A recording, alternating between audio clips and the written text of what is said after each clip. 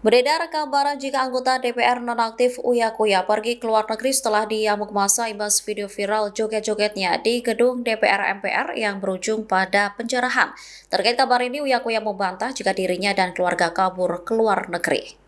Uya Kuya menegaskan jika dirinya saat ini masih berada di Jakarta. Ia lantas berharap masyarakat tidak menelan mentah-mentah apa yang kini menjadi pemberitaan di media sosial. Sebab ia tidak ingin semua narasi-narasi negatif dikonsumsi masyarakat. Sementara saat ini, Uya Kuya telah dinonaktifkan Partai Amanat Nasional sebagai anggota DPR RI.